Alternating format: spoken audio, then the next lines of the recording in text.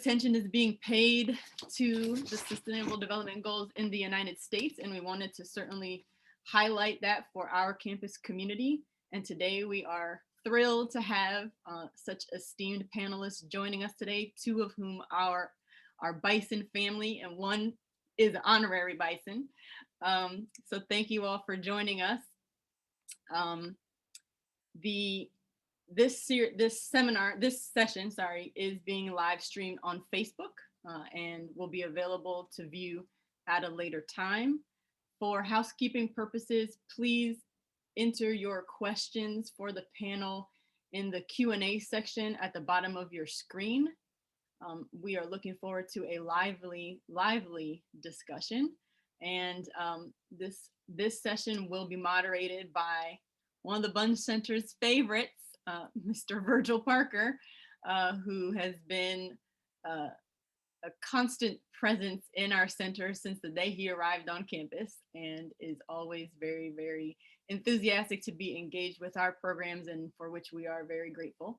And he's a large part of the reason why we have this great panel today. So thank you, Virgil, for your assistance in putting this together and for moderating. He's going to lead us in the conversation. Like I said, we look forward to a robust interaction afterwards. So with that, I will turn it to Mr. Virgil Parker. Thank you all so much. Thank you, Ms. Navas. Hello, everyone. As Ms. Navas said, my name is Virgil Parker, and I'm a Howard University senior studying journalism and minor in Afro-American studies. It's such a pleasure to meet all of you. Good morning. Happy Women's History Month. And I'm really excited to welcome all of you virtually to Howard University. As Ms. Navas said, we have a great panel set up for you all today. We have some very prominent leaders who have incredible expertise in the realm of economics, and they're going to be able to break down for you all what the Sustainable Development Goals, the 8th Sustainable Development Goal that focuses on decent work and economic growth. But before I introduce the panel, want to give a quick background about the UN Sustainable Development Goals for those of you who may not be aware. So the United Nations created 17 Sustainable Development Goals, also known as Global Goals, in 2015. These goals were a universal call to action to end poverty, protect the planet, and ensure that all people enjoy peace and prosperity by 2030. The UN recognizes that action in one area will affect outcomes in others, and the development must balance social, economic, and environmental sustainability. So as I said, today, we're going to talk specifically about the 8th Sustainable Development Goal. And the purpose of the 8th goal is to create decent work and economic growth. The goal aims to promote sustained, inclusive, and sustainable growth, full and productive employment, and decent work for all.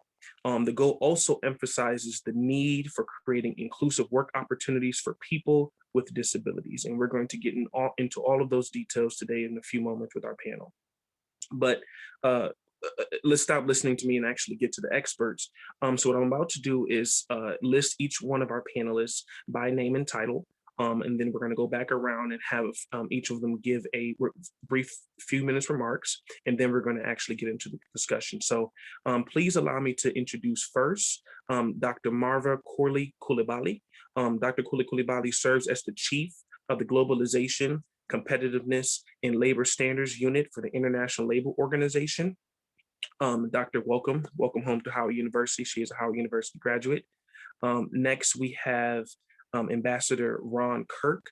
Ambassador Kirk served as the U.S. Trade Representative under President Barack Obama, and he was also the former mayor of Dallas, a major city for trade. Welcome, Ambassador. Thank you so much for being with us today. And then last and certainly not least, another Howard University alum, proud alum, please welcome Mayor Shawyn Patterson-Howard.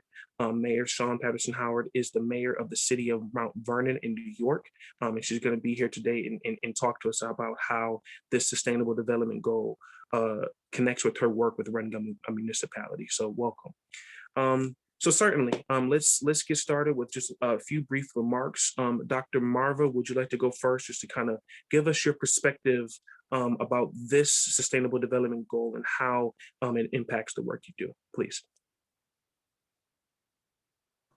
Let me unmute here. And thank you so much for that introduction. And I just want to say that I'm very happy to be here and I'm honored to be a part of this panel with Ambassador Kirk, as well as Mayor Patterson-Howard. And it's really great to be back at Howard, at least virtually. As mentioned, I am a Howard alum. I graduated in 1995, a while ago, from the Graduate School of Arts and Science, where I studied economics. Virgil also mentioned my bio a bit, but just to give you a little information about how I've been working in the UN system. I've been working in the UN since 2003. I've worked both at headquarters in New York, as well as in Geneva at the ILO. And the ILO is a specialized agency of the United Nations. At the ILO, I do head up a research team in the research department of the ILO, working mainly on globalization and how it impacts the world of work. I focus in particular on trade and global supply chains. In my department in general, there are about 30 researchers, and we work on a number of issues dealing with the world of work, and specifically on issues related to sustainability. And this includes environment and the way environment interacts with job growth, such as climate change. And we have an area called green jobs, as well as technology and the way it's impacted on the world of work, including through digitalization. And we just came out with a report last week, the World Employment and Social Outlook report on digitalization. So I would encourage you to Google that, as well as work on skills and inequality. Many of you I know may not be familiar with the work of the International Labor Organization. And to be honest, before working at the ILO, I wasn't very familiar with it as well. I knew mainly about the ILO's role with respect to labor statistics. So I would follow, as an economist, I would follow the global unemployment figures. And I was also very intrigued with the measure that they had on working poverty, because I found it a fascinating concept because working poverty actually measures the number of workers who work but are unable to escape from poverty. So they're unable to lift themselves and their family out of poverty. And in fact, half the world's workers are working poor.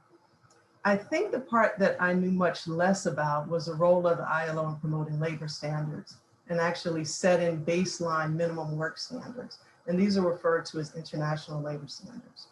And in fact, that's one of the primary functions and roles of the organizations. In many labor codes in the United States and in many other countries, for example, such as a minimum wage, the 8-hour workday, protection for vulnerable workers, protection for pregnant workers, domestic workers. These are generally based on ILO recommendations and ILO conventions. The ILO also has an extremely rich history, and I'd just like to plug a bit that it was our 100th birthday in 2019, and that makes the ILO the oldest of the UN organizations. It's also tripartite governed, and what that means is that governments, unions, and employer representatives sit at the table with equal decision-making power. And that's quite unique to the UN system.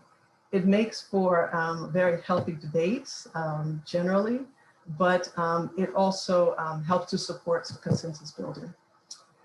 Maybe with the little bit of time I have left, I'd just like to say what we are doing with respect to the Sustainable Development Goals, and specifically SDG 8 and decent work, because the ILO is very early on been focused on a champion of decent work.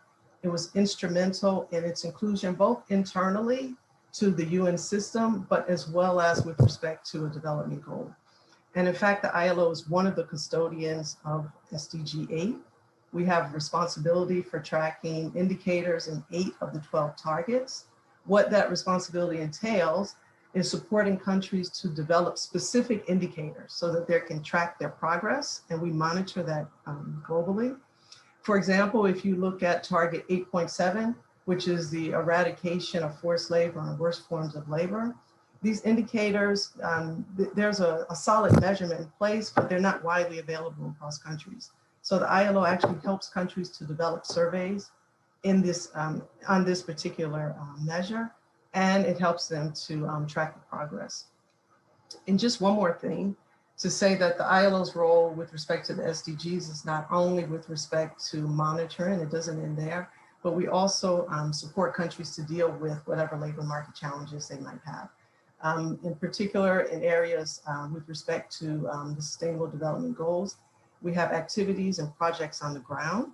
There's no one-size-fits-all policy for specific countries, but we actually work with the governments as well as the social partners, and that includes the unions and the employer representative, to come up with equitable solutions to the problems and challenges at hand.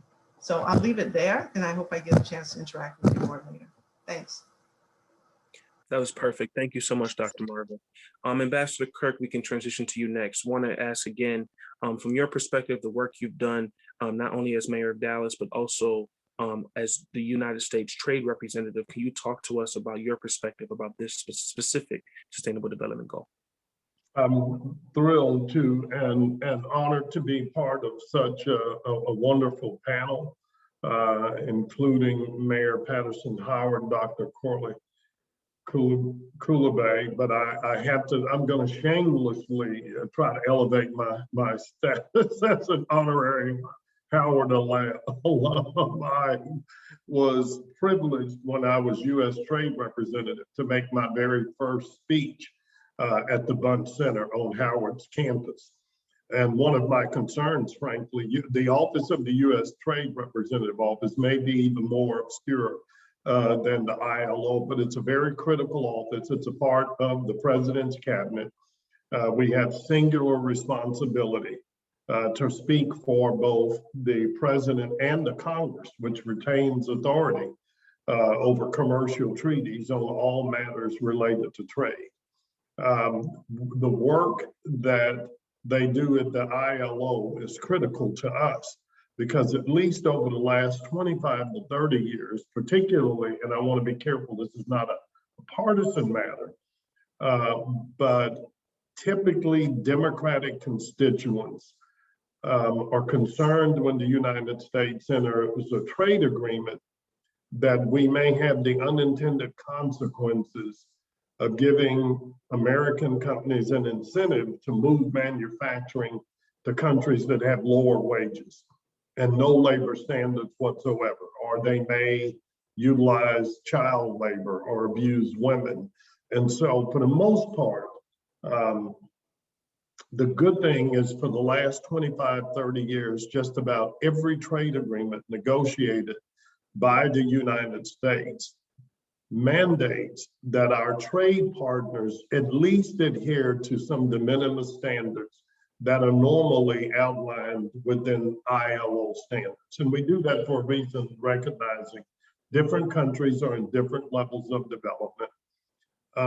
What may be appropriate in an economy like the United States or Europe, in which you've had the presence of strong unions for years and negotiated contracts in healthcare, may not make sense in a developing country, but at least at a minimum, they will embody prohibitions against using child labor or slave labor or abusing women, and at least giving the workers the right to organize and bargain for wages without saying what those wages have to be. So while our responsibilities and my work as U.S. Trade Representative is more about protecting the interests of U.S. businesses and workers, we do believe we have a responsibility to use the privilege of giving another country access to our market to say, you have to at least give us the assurance that your workers will be treated with dignity and they'll adhere to these basic standards. And we do the same thing on the environment and otherwise. And I just want to reemphasize, because you're going to hear from one of our brilliant young mayors who's doing a great job in very difficult times. And she's going to try to tell y'all, oh, I'm just a mayor, I'm on with these, internationalists. I was selected for the job of United States Trade Representative by President Obama because of my work as a mayor. I became the mayor of Dallas in 1995, 6 months after NAFTA went into effect. I know there may be some of you on the call that think of NAFTA as a dirty word, but trade is not a four-letter word. At the end of the day, The goal of every trade agreement is to create new markets for American products, whether they're agriculture, whether they're manufactured goods, whether it's professional services. It's all about making sure that people who live in other parts of the world that desire to have products that say made in America have access to them. Our job is to open those markets, but in doing that, as it relates to our conversation today, we often work with our colleagues at the Commerce Department, the United Nations, and then through that, the International Labor Organization. Finally, I would have to note, and it does bear noting since we are transitioning from Black History Month to Women's History Month, we're going to have 3 very important women of color that are going to be leading this debate on sustainable development as we go forward. One, last week, Ambassador Linda Thomas Greenfield was confirmed as our new ambassador to the United Nations. A dear friend of mine, Akuna Cook, who worked in the Obama administration, is going back and will be Deputy Secretary of State for African Affairs. And then finally, even though not related, it is historic. For the first time in the now 60, almost 70-year history of the World Trade Organization, it will be led by a brilliant woman of color from Africa, an economist who spent most of her career in the United States working at the World Economic Council.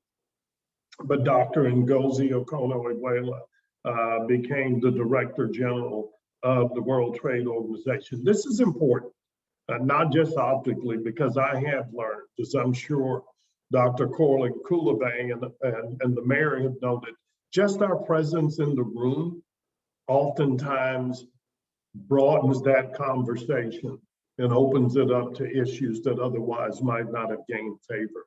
But you will hear, even as you see the Biden-Harris administration begin to take shape, our new U.S. Trade Representative, Catherine Tai, who has had a hearing but yet to be confirmed, has noted that it is one of the objectives of the Biden administration to have trade agreements that are worker-centric. In the past, one of the legitimate criticisms of our trade policy, it was more about the efficiency of manufacturing, moving goods to where they could be the most cheaply made, which makes sense. But we realize if done correctly, trade policy can lift millions of people out of poverty. And it has done that. That is one of the good elements of trade. But in the context of our discussion today, I think the UN wisely has challenged us to take it to the next level. So let me stop with that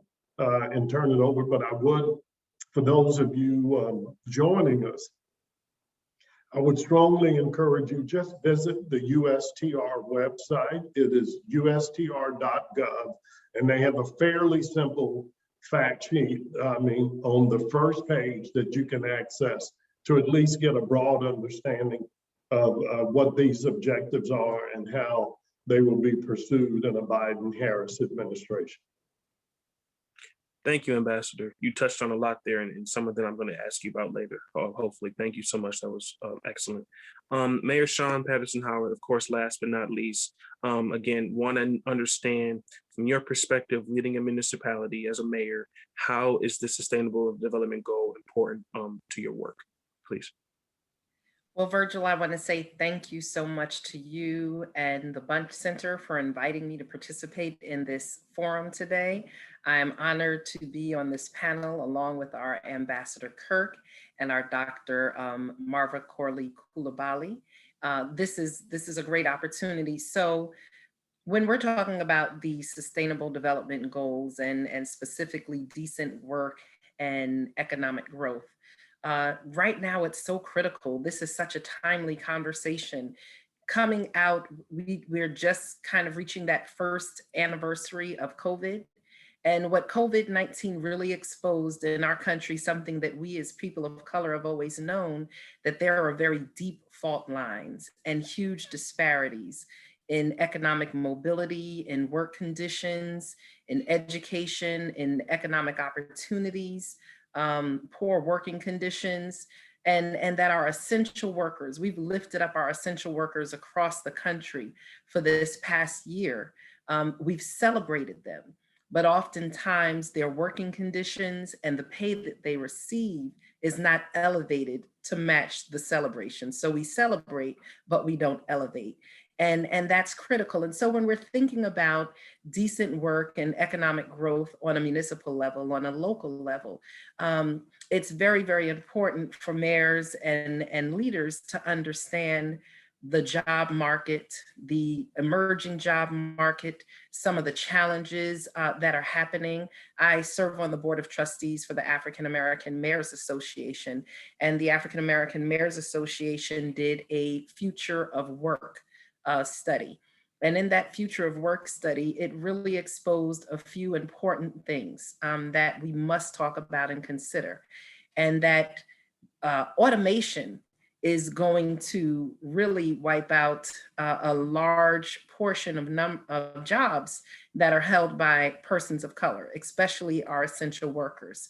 When you have people who might be low skilled and they're working in retail and different jobs of that nature, those jobs will be automated going forward.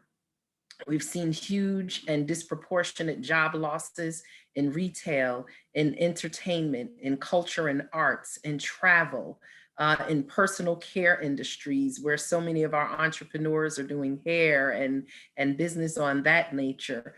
And so when we're talking about decent working conditions, we have to make sure that we understand the future of the job market and that we are preparing our communities, that we are preparing those who are oftentimes marginalized and disenfranchised for what is coming down the line. If not, they will not be competitive, and it will be very difficult for them to even get decent jobs with a living wage.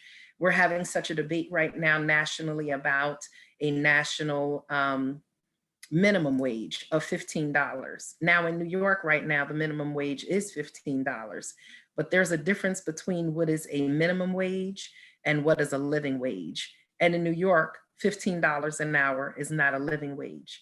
When we look at our essential workers, our health providers, our home health aides, those who are taking care of our child care providers, our seniors and children, and those who are disabled, when you look at a lot of your city workers across the country, they might be making a minimum wage or right above it. But again, is it a living wage? And what are the working conditions that they're experiencing? We had an essential businesses task force during this COVID challenge, and lots of places were not safe. They didn't have personal protective equipment. They weren't social distancing. There wasn't proper ventilation. And so when you're talking about a decent work condition, what type of conditions are our employees across this country? We're not talking about third world nations. We're talking about the United States. And so I respect the work that is being done by the ILO and is happening internationally, but we have to look at many of the poor working conditions that our residents and American citizens and immigrants in this country are dealing with, whether you're a migrant farm worker, whether you are a child care provider, a home health person, whether you're working in public works. One of the most dangerous positions in this country is that of a garbage man. They're hit oftentimes by cars and people who are rushing to work. So we have a lot of risks that our American workers are faced with and challenged with on a daily basis. And we have to examine the conditions of the workplace, those jobs that are office-based, those industrial jobs, and a lot of the jobs that people are working in the community. We have to ensure that as work changes and automation, where we become more automized, that we are preparing our workforce for that shift. Are our schools prepared to properly educate? Are we building the capacity of our workforce so that they can be competitive? And if not, they will be forced continuously to take low-paying jobs, jobs that are out of the regular job market, jobs where they will be exploited and they will be taken advantage of? Are we working with our local unions to ensure that we have fair pay and fair job environments? And so all of these things are very critically important, and this is the job of local government.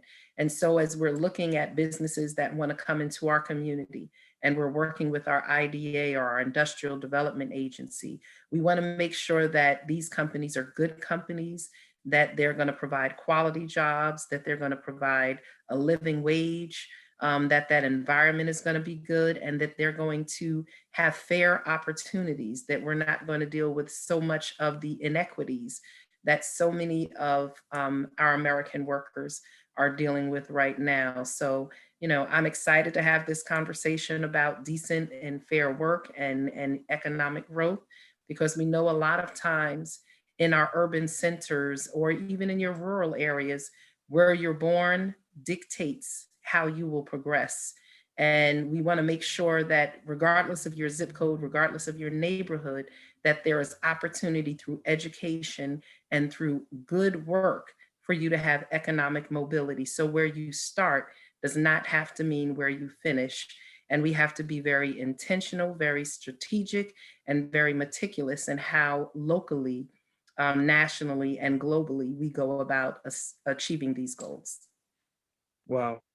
Thank you, Mayor. You added so much there. And in a few moments, I'm going to ask you to give us more specific details about how you're approaching this work within your city. But that was great remarks. Thank you so much. I want to get into the questions right away. I'm really excited to talk to this panel.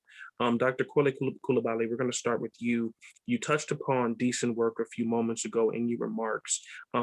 Just for the audience and for us sake, can you define decent work for us a little bit further and talk about how you approach creating decent work regulations in the work that you do, please? Sure, thank you. And I really enjoyed the previous two presentations. And I hope we get the chance, the panelists, to ask questions to the other panelists as well. I think that would be great. You know, decent work is a really multifaceted concept. And I think people know what decent work is when they see it. I always say that. I mean, you know, we have a definition, but I think for the most part, we know what a decent job is and we know what a decent job is not. You know, for the ILO, there are the 4 pillars to decent work. The first has to do with employment creation, and employment creation with respect to work that is productive, but also provide you with a fair income. So provide you with a living wage, what Mayor Patterson-Howard spoke about earlier. Decent work is also work that enables you to have personal development and integrate into society. So decent work is not work that takes advantage of your working time. It's not excessive working hours. It's not forced labor. It's not child labor. It's not exploitative work. That is not decent work. The third component of decent work is an aspect of social protection. And that's something that the ILO has been working on widely and globally. And social protection in terms of what Mayor Patterson mentioned earlier, occupational safety and health standards in the world of work, particularly now during COVID, where the ILO has been quite progressive, as well as social protection for families when someone loses their job. So when you lose so the decent work extends beyond your current employment. It's actually when you lose your employment, how do you transition to another job so that social protection systems are in place to help you do that? And I would say finally, and most importantly, decent work is about social dialogue. So having the opportunity to engage with worker representatives, having the opportunity for someone to have a voice and for someone to represent you at the table. That's one of the most important aspects of decent work. And the ILO promotes this in many ways, as I said earlier, through conventions and standards and through the ratification, promoting the ratification of these conventions and standards at the country level, both in developing economies, but also in developed economies. I mean, that's a great part of the ILO's work as well. So it's a global initiative, and it's something to support workers throughout the world. I'll leave it there, because I know my other colleagues have something to say. No, of course, Doctor. We have a question in the chat that I'm going to get to in just a moment. Before I do that, Ambassador Kirk, I wanted to go to you and ask, during your time as the U.S. Trade Representative, how did you approach economic growth in the American economy? Well, Virgil, interestingly enough, I joined the Obama administration in the first term. And compared to now, I mean, we inherited what we thought was a horrible economic situation, but it was. And for those of you, I have to keep putting in mind that many of these students now were probably 9 and 10 years old, but in 2008, our economy had collapsed and led to a global economic meltdown. We did not have an overriding health pandemic of the nature we're experiencing. But like the current administration, under President Obama's leadership and directive, we were singularly focused on trying to get Americans back to work.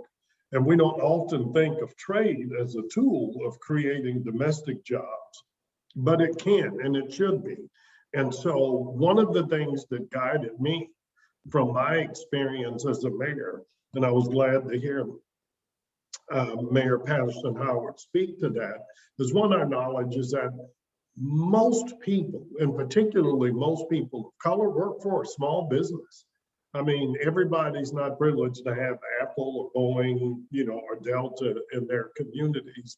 And so these are great jobs and these are good jobs. And ironically, one of our biggest threats to job growth is the efficiency of our economy. We often blame it on trade, but you heard the mayor talk about automation and artificial intelligence. And that's because in advanced economies, we've become so much better at what we do using machines and now computers and ultimately potentially robots to do it. And that means less work. So our jobs, what the president charged us in particularly, how can we use our trade policy to not just sell more to other countries, but do it in a way that it protects and promotes American jobs here. And while that's not intuitive to a lot of people in the United States, because we tend to think of, unfortunately, we've accepted the fiction that trade as it's manifested here means we get cheaper t-shirts and clothes and laptops, but all the jobs are going to China or Mexico or somewhere else.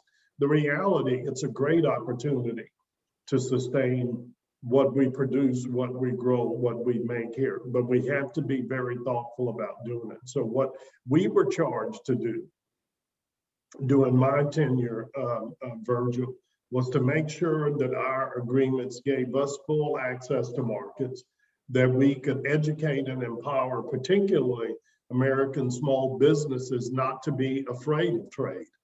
We tend to think of trade as being, and exports being the province of Boeing or Apple or Caterpillar. And the reality in most countries, 90% of US exporters are what we define as small businesses. And we tend to think, oh, I can't do that. But the reality is somebody attending the Bunche Center in Howard is just as likely to have a classmate from Cote d'Ivoire or Mexico or the Caribbean or African. And if you have somebody you're comfortable with, you're much more comfortable in maybe doing business with them than if you would going out on your own. And there are many tools available within the United States government, particularly at the Commerce Department, to work with small businesses to help them understand the rules of the road, the opportunities, also what the risks are to being involved in global trade, but in particular as it related, and I know we weren't singularly focused on Africa, but on this initiative, one of the things President Obama wanted to do was for the US to transition from our historical approach to business with Africa, which was frankly a little more paternalistic in terms of what we could do for Africa, to a model that was based on more what we could do with Africa, but also beginning to ask some hard questions with our colleagues in Africa to address issues of governance, of stability, of rule of law that would make it easier on African citizens to be involved in the world. So I know I'm throwing a lot at you, but it's such a big and it's such an important topic. But the other number, I want those who have joined us today to remember why this is important. The United States economy, whatever we think of it right now, no matter how many challenges we think we have as a country, we're still the most dynamic market in the world. We're still the most open democracy in the world, but we're only 5% of the world's population. The growth are in those places that you heard Dr. Corley-Coulibaly talked about. And there's a reason everybody focuses so much on what we call the BRICS: Brazil, Russia, India, China, and South Africa, because there are billions of people coming of age, wanting to transition in the world, wanting and needing the benefits of this program that we're talking about. And the good thing is that if we can work collaboratively with them to achieve those goals, that's one of the ways I think you can promote this sustainable economic development.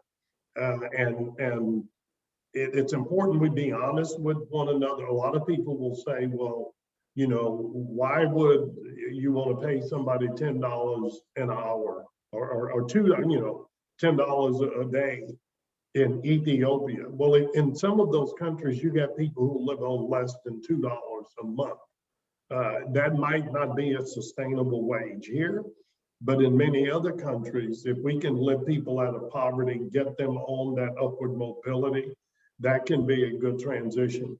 But we also have to make sure that we're looking out for those citizens that Mayor Patterson and I have responsibility about, that we're doing it in a way that we can try to promote growth here. So it can be it can seem like an impossible needle to thread, but I think a trade policy that embeds our values about how we respect workers, how we don't abuse workers, we give them opportunity to have, as the mayor said, a livable wage, at least should be our North Star. Thank you, Ambassador. You touched on so much, with the livable wage and creating respect when it comes to trade. That's all critically important. I want to get to a question, and this question is going to come to you, Mayor Howard. This is from Dr. Paris Carter, one of our AVPs at Howard. Thank you for joining, sir. Dr. Paris Carter asks, what are some tips or strategies that individuals and families can be exercising now that can help sustain their economic status? Mayor Howard, do you have some comments on that? Yeah, unmute myself. Definitely. So as we look at emerging, as we look at what people are doing now, what type of work are you doing now? But we have to be very cognizant of where the labor market is going. And as I said earlier, we're going to a lot of job automation. No problem. It's one of those words today, job, automation. And are we prepared? So some of the things that we should be doing at a very early age with our children and our families is making sure that our young people are not just doing reading, writing, and arithmetic. That's when I was raised. But now we have to make sure that our young people are focusing on STEM, science, technology, engineering, and math. This is where the job market is going. We have to make sure that our young people are not just on social media, but they are developing people skills, because there are a lot of jobs that also will require a much higher level of people skills and social skills. And so unfortunately, texting and social media has decreased our social skills. And we're going to need people to have creative intelligence. We're going to need them to have high levels of social skills in order to be competitive. You have to be comfortable having small talk, networking, sitting at the table, being a thought leader. And so those are some of the things that are needed in the job market to move from just a job to a career. We have to help our young people and even our adults in our communities to become more career-minded. There's a difference between having a job and a career. A career really sets a path for you and lets you know the skills that you're going to need and the competencies that you're going to need to move forward. But also we have to look at the fact that there are a lot of options in small business and being entrepreneurs. And I've spoken to a lot of young people in our community, and I've spoken to some people who have well-established but informal businesses. And I'll say informal because oftentimes in our communities, we know people who have what they call a side hustle. But their side hustle oftentimes is what is taking care of their family and sustaining their family. And they work off the books. They're doing a lot of off the books work because you don't want to pay taxes. You're trying to take care of your family. But when it comes time to move from a hustle to a business, because you don't have information about your earnings and your expenses and what your profit margins are, it's very difficult to get access to capital so that you can take that business from a hustle to a very legitimate business that can be very stable for your family. So we really have to look at entrepreneurial opportunities. We have to look at education. We have to ensure that we are skilling ourselves up. It's not just about what you like to do, but the skills that are going to be required to make the type of money that you want to make and have that job security for you and your family. We tell our young people all the time, what are you passionate about? Find a way to take your passion and get paid for it. But that has taken a lot of our young people to college, and they're trying to figure out, what do I want to do? And after 3 years, they're just trying to grab a major and leave. And oftentimes they're not applying that education to the world of work. So, we have to let them know it's not just what your passion is, but what is going to help you get to the style of living that you want to. And then your passion can be used for volunteering. Your passion can be used for community development, but you may not always work in the field of your passion.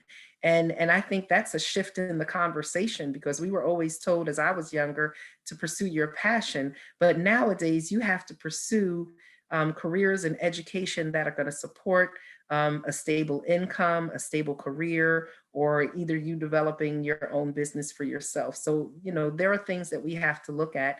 We might have to shift some of the conversations that we're having and just speak very bluntly to the fact that we are living in a very global market, and we're not just competing against each other. And with COVID, so much more is even going online, and you don't have to go to an office. So if someone can be in India or in South Africa and do your job via Zoom and being via WebEx, then there's even much more competition out there. So we have to make sure that we have the credentials, the competencies, the character, the confidence, and the courage to enter the world of work and do the jobs that and make the money that we really, really want to make to take care of our families and have economic mobility.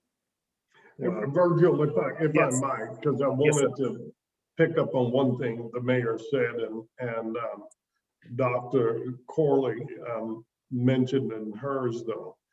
And this COVID pandemic has really highlighted the consequences of what we call the digital divide. And again, when we're talking about this UN goal number 8, the challenge is not only how it applies in an advanced economy like ours, but we now know one of the challenges of why COVID's impacted Black and Hispanic communities disproportionately. It's hard to do a lot of what the mayor says if you don't have access to the internet. So much of people getting the vaccine has been dependent on them being able to go online and so on. Well, if Big Mama doesn't have, internet in our house or doesn't have basic computer skills, that isn't going to happen. And so you can't imagine the challenge that might be globally when you might have an entire town or entire village that only has, limited internet access. An interruption, while it may not seem like a big deal, and will show my age here, I'm older than I think everybody on the call, but we like to talk about when we grew up, what was pounded into our brains was that knowledge was power. And this is why our parents fought so hard for us to have the access to go to school because knowledge was localized then. Well, one great thing, the internet has decentralized knowledge. There's more information available now at the click of your, on your mouse by going in and Googling a topic, but none of that is available to you if you don't have access to the internet. So one of the other issues that underlines this is how do we bring about digital equity, both here in the United States so that it's available to our poor residents in our inner cities, also to rural America, but certainly how we're going to address that in the developing world as well. Because one of the challenges we had working with USAID and others in the Obama administration is we would create opportunities through our partnerships with Africa under AGOA for their businesses to do business here.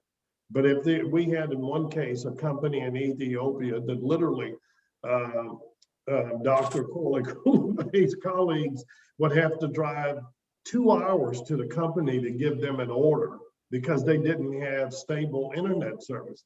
That isn't going to cut it in the world that you heard the mayor describe, in which everyone else is sitting at a computer responding to opportunities and challenges in real time. So underlying all of this, I think, is a critical need to address digital equity. Could I just Thank make, you. well, Oh, I'm going to go to you, Doctor. Please go right ahead. yeah, I want to follow up on that point also that Mayor Patterson made earlier about the future of work, because I think that's extremely relevant. And thinking about technology and what it means for job creation, job destruction. I mean, there are critical jobs that are being replaced as a result of technology, and we're not sure of the quality and the type of jobs that are replacing them. And there's a huge concern about that. But I'd like to throw something out there. And what I'd like to throw out there is this idea of our ability to shape the future we want. So, we all treat technology as something, a force that's coming at us. And, there are a few owners of technology and, and this is a huge force that we're constantly trying to adjust to. And I would posit that, in fact, we have a role in technology as well. We have a role as citizens. We have a role as governors. We have a role as civil society. We have a role in terms of thinking about what we want, bringing our ideas to the table and helping to shape that. And maybe, okay, I'm maybe going off cue here, but I would even ask Mayor Patterson, because she's the one in the role at the government level, and particularly in a mayor's role, in terms of how, when you're seated at the table in discussions about these different types of technologies, and especially technology that may have detrimental impacts with respect to workers, how do you engage with that? I mean, how do you engage with, we know Uber is great, and I'm not singling out any particular companies. We know some of these things are great, but we also know what impacts they have with respect to workers in terms of the amount of money they're paid, the sort of hours they work. I mean, how do you address that situation? And how can maybe we as citizens be more engaged in thinking about the type of technology we want and how we can shape that technology a bit better? So, I am in a very fortunate position, is that we have not had those conversations in our community for a while. And we follow trends in the region. But again, COVID has really shaken up the game. It's caused such a disruption that I think it's forcing us to take a hard reset and a new look at what type of industries we're interested in coming into the community, how we are partnering with the chamber, how we're partnering with entrepreneurial organizations, how we're partnering with academia to ensure that we understand the future of work, that we are providing opportunities for capacity building and education, and that we are really looking at innovation. And so in the city of Mount Vernon, one of the things that we're looking to do is to create an Office of Economic Development and then an Office of Innovation and Equity. Those are two positions that hopefully in the next year or so that we can develop, because we are going to have to find innovative solutions. The same old just does not work. And as so companies, we have a company that's going to do composting and change that into biofuel. And they're interested, they've purchased a large swath of land in Mount Vernon, and they're looking to create that. And we've said to them, well, we have a STEAM high school. How are you going to partner with them? What type of internships are you willing to give to our children, even while they're in school right now? What type of work conditions are you offering? What type of living wage are you offering? Are you going to invest in your staff? Because again, when you talk about decent work, you want to make sure that people have good benefits, but you want to also make sure that the companies are continuing to invest in their staff, that there are developmental opportunities, there's ongoing education opportunities to help skill people up, and that people are developing transferable skills so that they can move into other places. We have to partner with our local educational institutions. And so we are working with Columbia, we're working with Harvard, we're working with Hunter, we're working with Mercy. These are different colleges near us. And then of course, Harvard is in Boston, but we're doing capstones with those students right now to identify new ways to address challenges that we have in our community. And developing those relationships with those universities will also allow them to come in and help us identify new ways, like I said, of addressing problems, but then also really sewing into the community and working with our emerging workforce and skilling up the workforce that we do have now to prepare for the shift. We know that about between 10 and 47% of jobs are going to be lost over the next 10 to 15 years to automation. And we have to be prepared. We have to be ready.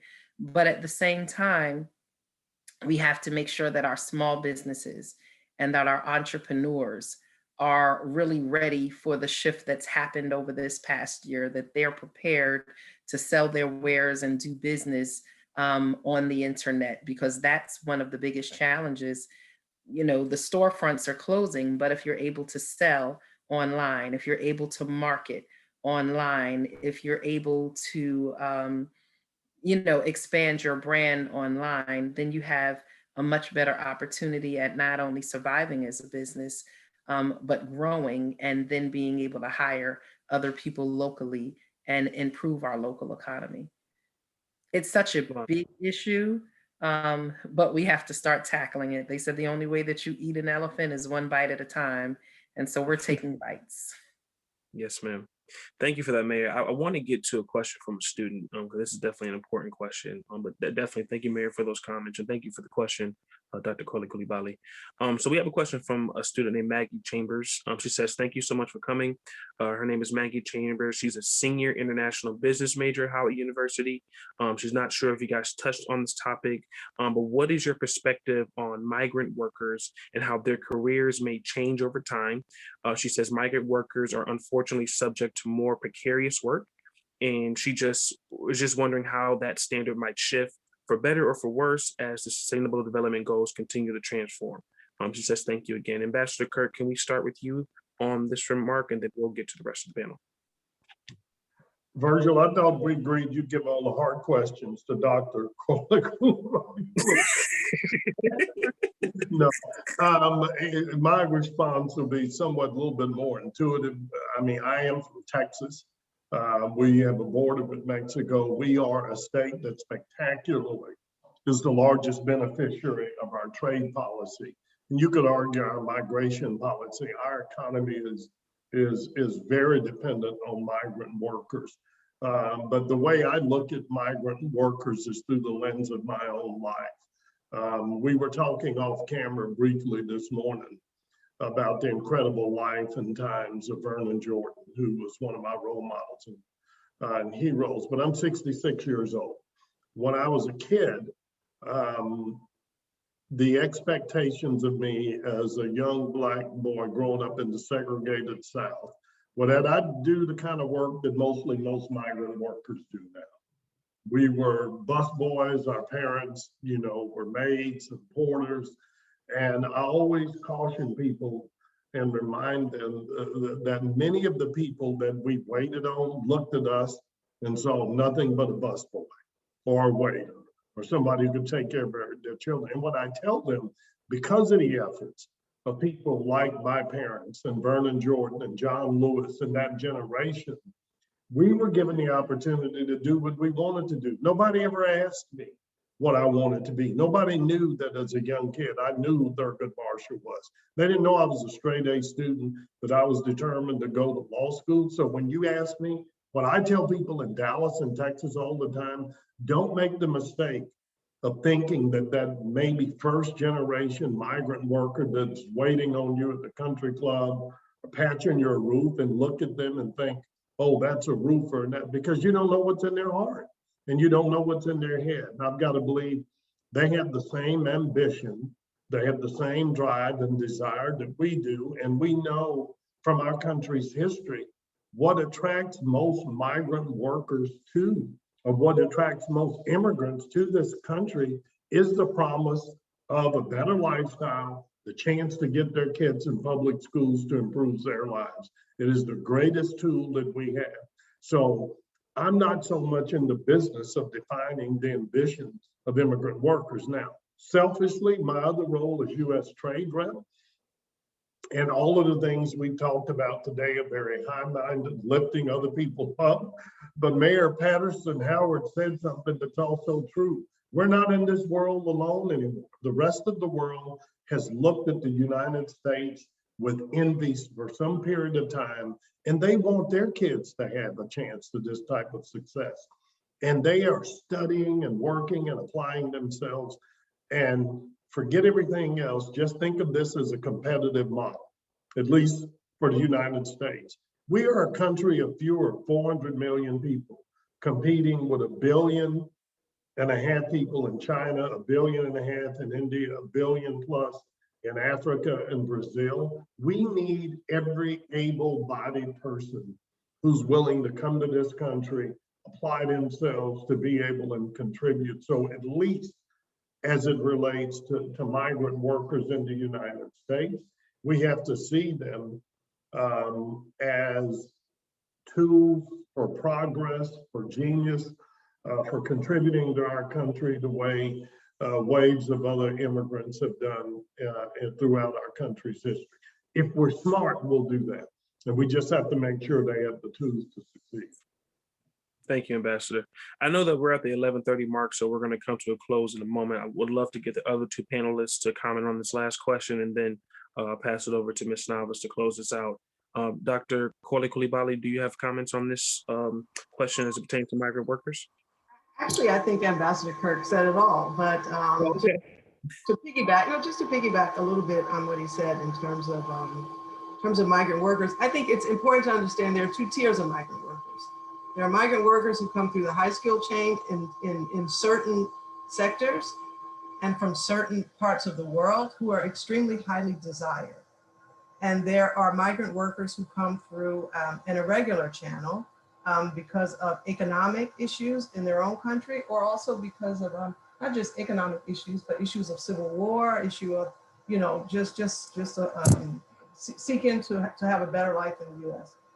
So I would agree with a lot of what Ambassador Kirk said, except I would add something to that on the end, because I think it came in the beginning, and I think it's a good time to address it.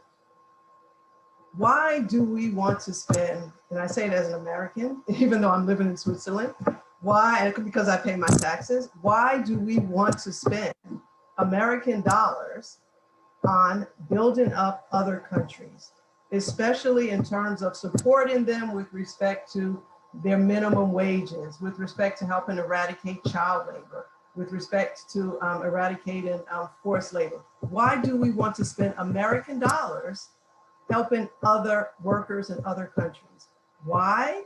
Because when those workers have a sustainable situation, one, they're a market for the US where we can sell all of those great goods on the internet that are coming out of Mount Vernon, New York. And two, it helps to alleviate the migration problem. People are migrating, are a lot of times, it's to join family, but sometimes irregularly.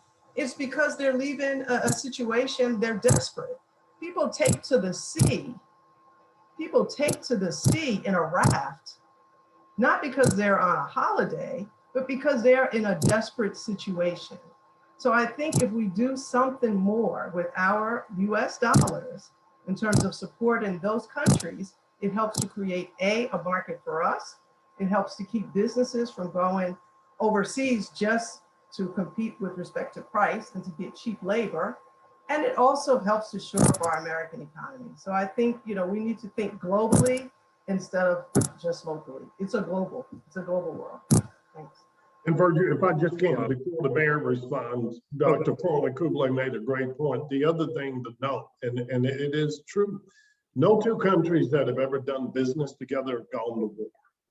And you think of most of and we don't think of war as an economic factor. We waste trillions of dollars prosecuting wars that go on endlessly that could otherwise be put back into our economy. So efforts we can do to give people hope, give them some stability, is money that we don't end up having to try to manage or resolve conflicts that can be put back into educating our own young people the way the mayor has advocated.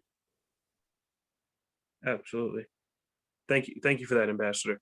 Want to also make a quick, to Mayor Howard, right before you comment, I'm really interested in your perspective on this, because as a fellow upstate New Yorker, we're right next to the Canadian border. So as mayor of city of Mount Vernon, how do you address migrants who come from any country, but of course, being that you're right next to a country of Canada, how do you approach this topic? So Mount Vernon is literally on the border of New York City. And we know New York is the largest metropolitan statistical area in the country. And because we're on the border, we have lots of the immigrants who are coming out of New York City come to Mount Vernon. And so one of the biggest challenges that we have, especially with our migrant workers, is that people do take advantage of them, that they are also doubled up in poor quality housing, that they have poor health challenges. They don't have access to health. They don't have access to a lot of services. And so we're definitely always working with our immigrant communities in Mount Vernon and the different waves of them that come to help them integrate into the community, but to also deal with some of the violence that they experience and the exploitation that they experience.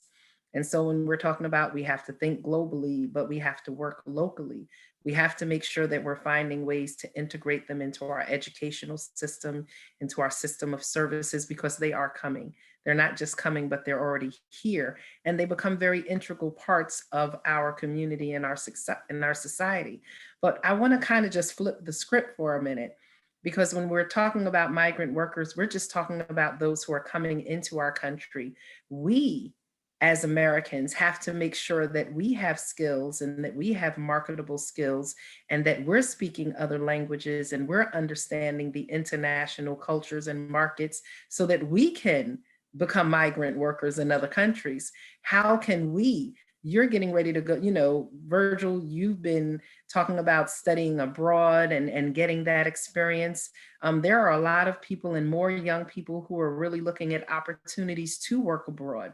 So we have to understand that just as others have an opportunity to come to the United States, that we have an equal opportunity to go and to work abroad. And I have one of my friends, they're over in Germany right now, and they're working for the Kennedy School over there. One is teaching math, one is doing work in engineering. And I'm seeing more and more of our young people deciding to relocate to other countries and become expatriates and experience an international living. And so I think as much as we're talking about migrant workers work here in the United States, that as Americans and young people pursuing professions, that we need to look more intentionally and strategically about how we can also secure our place in the global market by moving out of the country and working and taking advantage of some of these very rapidly growing markets around the world. Thank you, Mayor. This has been an incredible conversation. Dr. Corley-Coulibaly, thank you. Ambassador Kirk, thank you all so much. I wish we had a lot more time to discuss, but I've enjoyed this, and I think the audience enjoyed it as well. You guys gave some very impactful insights. Ms. Navas, would you like to close us out? Thank you once again. Wow, thank you so much. I was sitting over, this is why I don't like to moderate, because I like to just absorb all of the wisdom that is coming from our panelists when we do these sessions. So thank you all so much. Mayor Howard, I literally did a little shout when you just said that, because people who know me probably think that I paid you to say what you just said, because that's the song I sing all day, every day, about preparing our students to, in fact, be migrant workers and go out into the world, like Dr. Corley-Coulibaly, who's coming to us live and direct from Geneva, Switzerland. So, you know, the wonders of technology have allowed us to be able to convene this particular group of people. You know, Zoom, I know we're all zoomed out, but Zoom allows us to bring Mayor Howard from New York, Dr. Corley-Coulibaly from Geneva, and Ambassador Kirk. Are you in Dallas? Actually, this week we are upstate. I'm closer to Mayor Howard. Both my girls are in New York, so we're up here visiting them. See, everybody's in a different place, and I know Virgil is in New York. So, I mean, this has been wonderful. I thank you all so much for giving your time to join us for this conversation. We could easily spend another several hours because we didn't get to most of the questions in the Q&A. So we might have to do this again. And I know maybe you all had questions for each other, but I do thank you so much again for your time. I will right now plug the fact that our next installment of the Bunche Talks series on the SDGs will take place on March 31st, and we'll be focusing on SDG number 5, gender equality. So please do tune in for that. Additionally, we have another event scheduled for March 17th. We'll be hosting the Ambassador of France, who will be joining us for a conversation on France's colonial past and the future of France and Africa relations. So please tune in for that. And to make sure that you are up to date on all of the things that we have going on, please be sure to follow us on our social media platforms, Instagram, Twitter at HU Bunche Center, and our Facebook page at Ralph J. Bunche International Affairs Center -- Howard University. You can also sign up for our newsletter just by going to global.howard.edu, and make sure you get all of the news and information for all of the activities and opportunities that we have for students, for faculty, and for Friends of Howard. Please sign up for that. So with that, I thank you, Virgil, for moderating. You did a great job. And I thank our panelists, and particularly as we celebrate the 154th anniversary of the founding of Howard University this week. Go Bison. Happy Charter Day to everyone. And thank you so much. We will see you next time. Thank you, everyone. Thanks for coming. Thank you. Virgil, you did a great job. And Gabrielle, if you don't mind, would you resend an email with everybody's emails? I'd love to reach out and stay in touch with my two colleagues. Mayor Price, anything I can do to help you and the Black mayors, I'd love to do. Absolutely. I am, like I said, I'm just going to my second year as mayor. The first one has just been COVID impacted so much.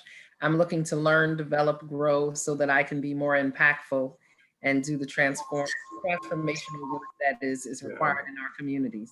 Well, I know you do it, but I will tell you, I found my involvement with the African American, well, then we were the Conference of Black Mayors, but with the Black Mayors and the League of Cities, but particularly U.S. Conference of Mayors, was